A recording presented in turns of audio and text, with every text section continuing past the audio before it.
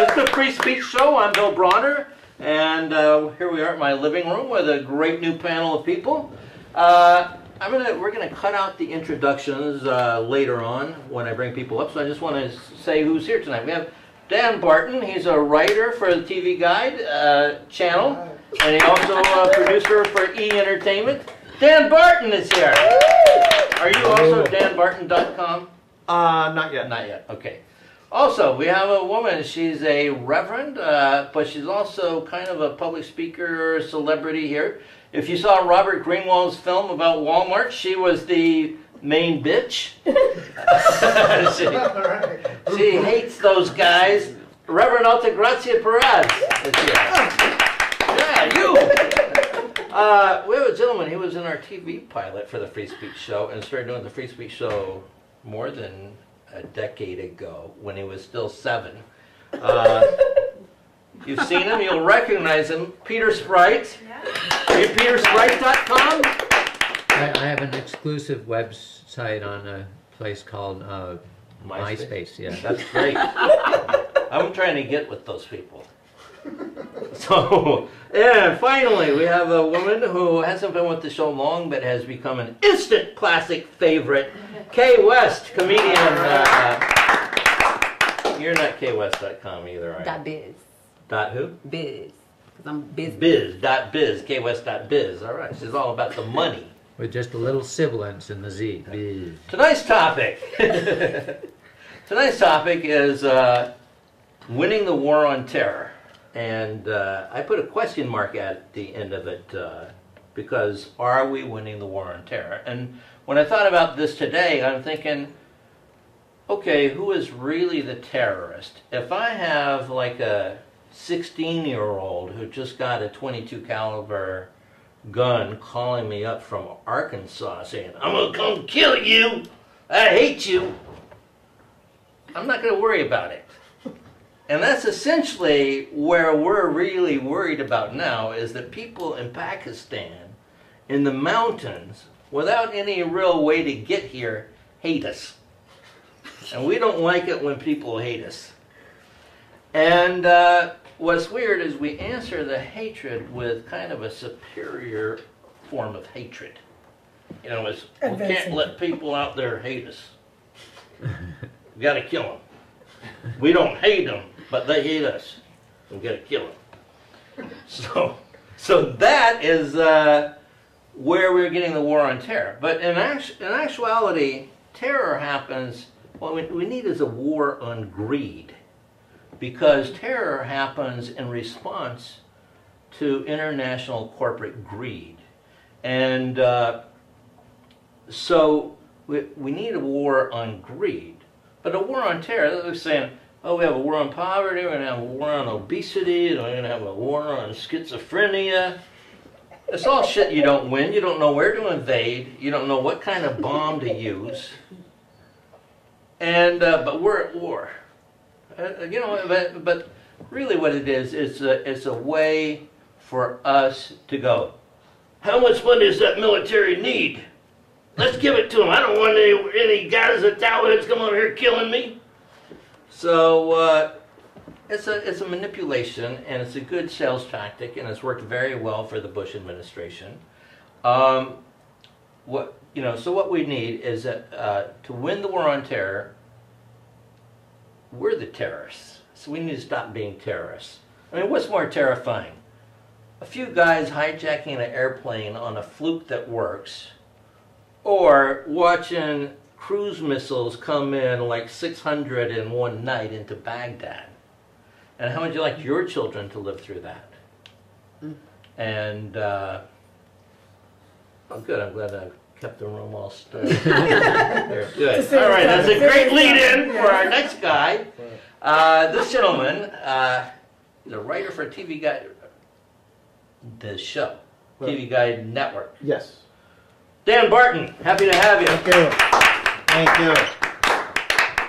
Thank you. And Bill, greatly enjoyed what you had to say, and enjoy the audit. Yeah, exactly. Who is watching this? I didn't didn't know I was coming to the Pravda Truth Hour. Oh, man. Yeah, you can tell this is going to, later when we archive this show, you'll know it's one of the early ones, because this will be the ones where we're not wearing electrodes. No, I have promised to buy Halliburton. Yeah. Man, well, that'll teach me not to watch a show before I agree to a booking. And we must assassinate the what? Holy smokes! Oh, whoa, man! I like my tax returns the way they look now. Get used to this sound. Oh, we're with the IRS. Oh, okay, all right. By the way, the 22nd Amendment, it's my favorite amendment that was never put to a popular vote. So that was, yeah. Bill Maher can get away with that because he's got a show. They tried to drag him off before, they failed, and now he's back. All right, well, gosh, here I am on the Free Speech Show. Yes, That's your disclaimer. Yeah, right. Free speech, free speech. Oh, yeah, right. Don't we have a holiday coming up for someone who got shot in the head for exercising their free speech? As John Lennon, Martin Luther King, and Robert F. Kennedy said, "Ow, I'm hit!" You know. Of course, we now celebrate Martin Luther King Day by having the Golden Globes. Yeah, we show such reverence for that. Anyway, gosh, well, what can I, see, now I got to go to my material. I would say, though, that we have some very good news this week. We have deposed the #1 terrorist at large, and that is Karl Rove, or as I can tell. By the way, if there are any Republicans watching the show, I just want to say, nice job. Way to go, you know. 10 years ago, I could buy gas for gas was $1 a gallon, sitcoms were king, and I could still buy a house. Thanks for putting an end to that hell. God, man, I tell you, I don't understand Republicans, frankly. We don't just, I mean, okay, we have the war on terror, right? You know, and I understand though. You know, Saddam Hussein was genuinely a bad character, genuinely an evil man, and I understand now at tremendous cost to us. We now have free democratic elections in Iraq, and if they work out there, we're going to try them in this country. So, as for the fall elections, I just think we should elect Al Gore again. See if it takes this time. Yeah. Anyway, that's true. I do work in television. I'm pitching a game show now, actually called "Are You Smarter Than the President?" And I can't find anyone to disqualify. That's the problem. Everyone keeps beating the president, you know. Well, Dick Cheney, what can I say about Dick Cheney? This guy reminds me of the Penguin on Batman. Democratic dimwits. I'll get you. I'm killing on this end of the couch here. I'm killing. Hey, I'm supposed to be generous. Thank you. No, I appreciate it. No, I'm sorry. I'm a comedian. You're a reverend. You're in with God. You could give me boils if you wanted to. But zap up. We have believe me, I'm pissing off God and the government. I'm doing great here. You're going to see me at the ice house, actually on a slab of ice. So that's just terrific. But see, the Republicans seem to be at war with everything. Like right now, they're against gay marriage. I don't know, why are they against gay marriage? Or what, are they afraid they're going to make another one? I don't get it. Okay, that killed. But you know, whenever people talk about President Bush, they always compare Bush to Clinton, and they always talk about how different they are. But I actually think they're very similar, because you know, the thing is, whenever I think they're similar because whenever they talk about a negative, they always try to tie it into a positive. The only difference is we don't believe Bush, and Clinton could talk us into anything. It's like, indeed, I did have a relationship with Miss Lewinsky that was inappropriate. But during that same period of time, greenhouse gas emissions went down by 6%. So if you want to save the earth, I should keep getting blowjobs. All right, okay. Man, but gosh, what else can I say? I don't think it's really so much a war on terror as it's been a war on the airline industry, actually, because, the real victims are shampoo, hairspray, and nail clippers. That's how are these instruments of terror? Right?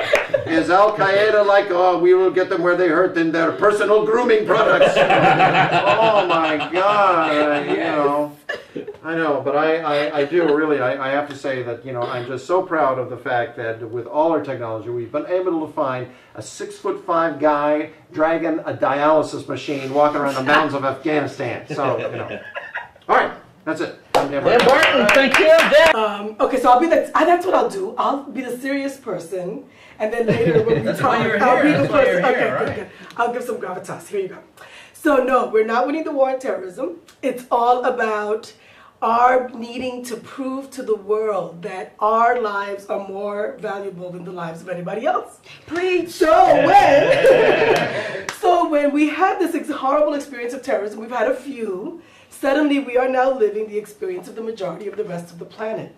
And that we thought that we were somehow exempt just by virtue of having been born here as opposed to somewhere else. We were wrong, and now we know that. And instead of accepting that we were wrong, we've decided instead to cause terror in the rest of the world because it takes, I guess, like 100 to 1 lives. So, or is the number even bigger than that, right? So we had 2,000 people die in the fiasco, the horrible, terrible day. Right, so we have to kill 20,000 in order to match value by value. I was told to actually bring up this point, so I can't remember exactly the title of the book, but y'all can look it up. A former professor of mine, Cornell West, has talked about this whole experience as the niggerization of America. Niggerization! Exactly. And basically all that's happening is that the rest of America gets to experience the terrorism that Black Americans have experienced all their history here in the United States. They now know what it's like to feel like you're being watched all the time, you're being followed all the time, you're being oppressed all the time, everything you do is wrong. Now the rest of them have caught up. And of course that's always, that's always the, what goes around comes around law, spiritual law. Not found in the Bible exactly that way, but it's there. So that's what I think, and I look forward to being funnier with y'all later. All right, thank you, Bill Bronner. When I was a sophomore in high school, I was a letterman in badminton. We won conference that year. So, although I don't know a whole lot about the world, as they call it, I know a lot about winning. So,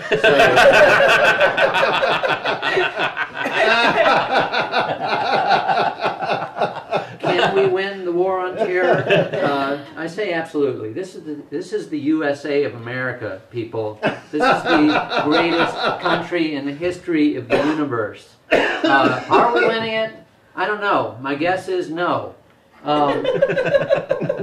We should be winning it. We should be dominating it. We should be the 1997 Bulls of terrorism, of the war on terrorism. But we're not. Why aren't we winning it? Right now, I don't think we'd even make the playoffs in the war on terror. And the problem is, I see it comes down to leadership. It's coaching, basically. It's the same thing. And I'm going to flip the notes that I don't have because I'm off book. But every coach is going to make some minor mistakes. In this case, maybe you attack the wrong country based on a faulty premise, minor mistakes like that. But we don't want to make the major mistakes. And I think that's what we've done in this case. Here are some examples of some things we should be doing better. Our current leadership says we need to fight them over there so we don't have to fight them over here. Now, has anyone learned anything from sports? Isn't that backwards? Right? Have you ever had a coach tell you you don't want to play in a hostile environment? Isn't that what we're supposed to do? What are the 3 most hostile environments you can play in? Iraq, Afghanistan, and Cameron Indoor Stadium. You go to those 3 places, you're not going to win. Which brings me to point number 2. Home field advantage. Isn't it time that the terrorists had like a locker room they're not familiar with? Isn't it time for them to have jet lag? Isn't that it time for them to not have the fan support? The fans, that's our sixth man in this war. At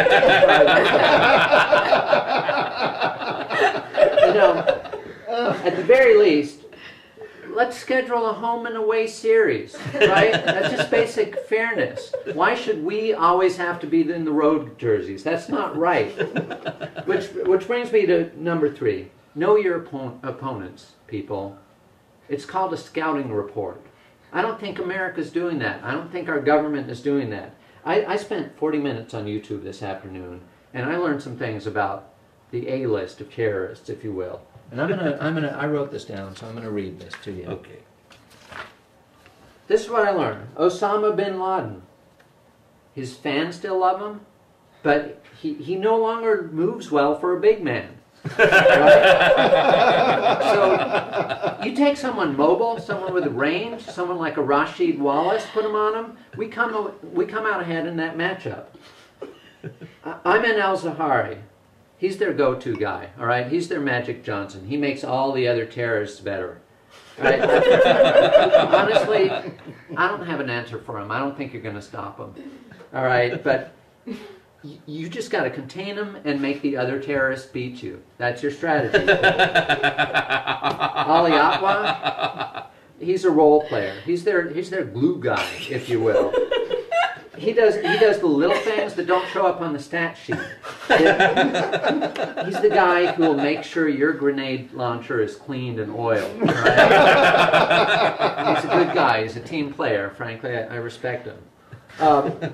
Abdul Karim Hussein Muhammad Al Nasser. He's the designated suicide bomber. All right. He doesn't have the same God-given talent as some of the other terrorists, but you can count on him to leave everything on the field. After that, I wrote, "This joke is hacky and deservedly will not get a good response." Sheikh Abdullah Ramadan, the best terrorist you've never heard of. Once he's in a major media market, you're going to hear that name. Just remember that. All right, thing number 4 that we should be doing better. Free agency, guys. Most of you probably don't know this, but this country is richer than the New York Yankees. All right? We've got a lot of money. We should be getting nothing but all-stars on our side. You match the best of the NFL against their guys, I'll pick our guys every time. Imagine Brett Favre.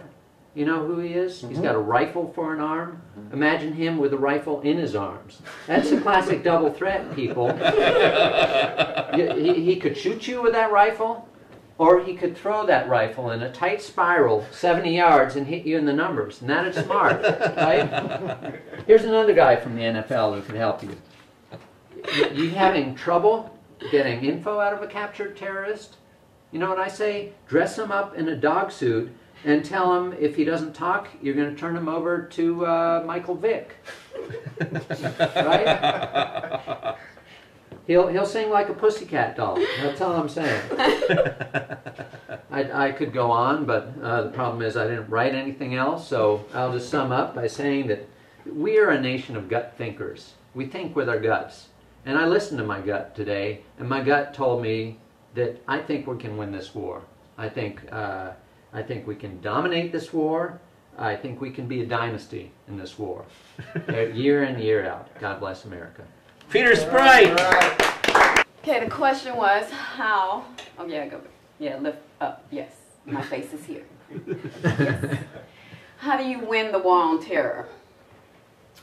I personally think, and I know I'm probably single in this, but I think we win in the war on terror. I personally do. I look at their houses. Okay. They houses look like Mexico, and I ain't talking about Acapulco, Mexico. I'm talking about the towns that you won't even fly to, drive through, or even boat to. Towns. So personally, I think that we winning. When you don't see a bakery or nothing in the neighborhood, I personally think that we winning. We bombing the shit out of everything, and I think we winning. You know, I know people be like, you know, we got people dying and all that, but they the army. That's what they getting paid for. You know, I don't get that part. Like, how, you know, we ain't supposed to use them or nothing. I mean, that's ridiculous. You know? And I say this knowing I got a son that's getting to that, you know, army age, and I just figured I would be a smart mom and turn Muslim at that time. You know, so that's how I feel like we winning. Dude, it's like sometimes I feel like you have to, what is terror? Winning the war on terror. It's not terror here. Terror to me is having the fact that I work hard and all of a sudden I look on TV and a black dude with a clock is making more money than me. That's terror. We need to win the war on that. Okay? The war on terror is that ignorance and stupidity is winning, and hard work and ingenuity, I know I said that wrong, but fuck y'all, is losing. That's the war on terror. We need to stop being so damn stupid. I get sick. I swear. I know this. The war on terror is the fact that Flavor Flav showed a charm school and all these other hit shows, and yet nobody watches Jeopardy. I watch Jeopardy. I'm still hanging in there. I still think at some point in time, smart gonna win. At some point in time, that is like my war on. What else is war on? We went at war on terror. I know people like, you know, blasting Bush. You know, I know it's like, you know, Bush blasting time. I don't, because he hired a black woman on side of him, and I ain't gonna fuck with you, Condoleezza. Or Delisa, as we call you. Delisa is on top of shit. And the fact that she got all them Iraqi men all afraid, and every time I see her when she in Iraq or any other Middle Eastern country, she ain't wearing no dashiki and none of that shit. And I'm like, go Khaleesi. They can't tell you what to do. They can't tell you to put on no burqa, no damn, it's like a bee nest. They can't tell you to put that on. And I like that. That's how I know we winning the war on terror, because they got a black woman over there, and she ain't wearing shit. She walking up on in there smoking a cigar with her Jack and Coke. I know you ain't doing that, but I kind of want you to do that. And that's what I think. That's how I think we win in the war on terror, because we changing them bit by bit. That's what we do as a country. We go in, we sneak in there, fight a little, bomb some shit, and then all of a sudden you see them sitting on the side drinking a Coke. Then you see a McDonald's in the far out. Then all of a sudden the burqas are coming off and they're fucking wearing bikinis, getting tit jobs and everything. You're like, we won! We won! So that's the closing of mine. Yes, I do think we are winning the war on terror. And go Condoleezza, go Condoleezza. Okay, West. Hey, West. Okay, we're going to take a break, rearrange the equipment, and we'll be right back. Click over to the second part of this show if you're at home watching this. We'll be right back with the panel. Good job. Yeah, good show, guys.